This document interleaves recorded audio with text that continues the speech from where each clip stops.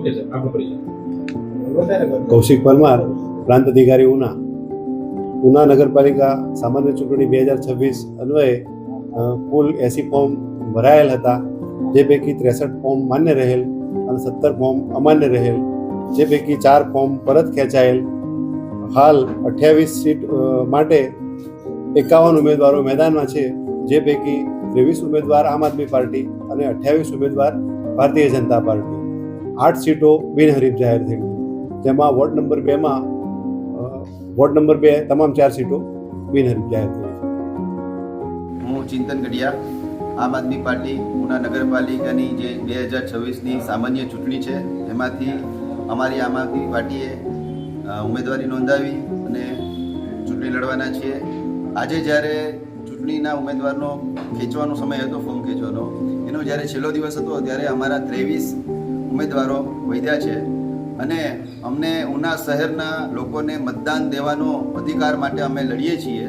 ઉના શહેરને આજે ઘણા સમયથી, વર્ષોથી મતદાન દેવાનો અધિકાર નથી મળતો, ત્યારે અમે યુવા અને શિક્ષિત યુવાનો આજે ઉના શહેરના નગરપાલિકાની ચૂંટણીને લોકોનો મત દેવાનો અધિકાર માટે અમે લડીએ છીએ, ઝઝૂમીએ છીએ. હવે લોકોએ નક્કી કરવાનું છે કે ઉના શહેરને કઈ રીતે બાનમાં રાખ્યું છે અને કઈ રીતે આઝાદ કરવું. હવે એ ઉના શહેરના લોકોએ નક્કી કરવાનો છે અને અમને સંપૂર્ણ વિશ્વાસ છે કે ઉના શહેરના તમામ વેપારી, 18 વર્ણના લોકો અમને જીતાડશે, કેમ કે અમારી પૂરી ટીમ યુવા અને શિક્ષિત છે અને બધા જ લોકો વકીલ મંડળથી માંડીને બધા જ ભણેલ ગણેલ છીએ અને અમે ઉના શહેરને જાગૃત બનાવવા માંગીએ છીએ અને લોકોને એમના મતનો અધિકાર માટે અમે ઉભા રહ્યા છીએ. ચિંતનભાઈ, ખાસ તો આપના જે કીધું કે 23 ઉમેદવારો અત્યારે બેઠકમાં ઊભા છે, આ ઉમેદવારોને આપના દ્વારા અથવા તો તમારા દ્વારા ક્યાંક અજ્ઞાત જગ્યાએ રાખવામાં આવ્યા હતા. શું કારણ છે અજ્ઞાત જગ્યાએ રાખવા પડ્યા? જ્યારે અમે ઉમેદવારી 36 ઉમેદવારોની ઉમેદવારી કરેલી, ત્યારે અમારો ઉમેદવાર એક પણ નહોતો ખડ્યો. જ્યારે એમના ઠેકેદાર એને દરખાસ્ત કરવાવાળા હતા, એને કોઈ યેનકેન પ્રકારે હેરાન કરી અને ચકાસણી દરમિયાન, ફોર્મ ચકાસણી દરમિયાન એમને એના સોગંદનામા કરી અને ફોર્મમાં વાંધા લીધેલ અને અમારા ફોર્મ રદ કરાવેલ હતા 12.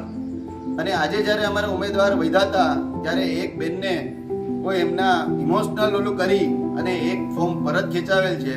બાકી અમે તો બધા 23 યુવાનો લડી લેવાના ઓલામાં છીએ અને અમારે 36 સીટ લડાવી હતી, પરંતુ અમારા ઠેકેદારોના દરખાસ્તને એમની કોઈ યેનકેન પ્રકારે એ લોકોએ ઓલું કરી અને ફોર્મ રદ કરાવેલા છે. અમે તો ઉમેદવારી માટે લડવા તૈયાર જ છે. હાર અને જીત બહુ પછીનો પ્રશ્ન છે, તો અમે લડવા માટે ઝઝૂમીએ છીએ. કેટલા વોર્ડમાં લડશો? અમે 2 નંબરનો એક વોર્ડ છે જે કોટ વિસ્તારનો, એમાં એક નથી, બાકી સંપૂર્ણ 8 વોર્ડમાં ચૂંટણી થશે અને એમાં લડવાના છીએ અને હવે લડશું. ઓકે.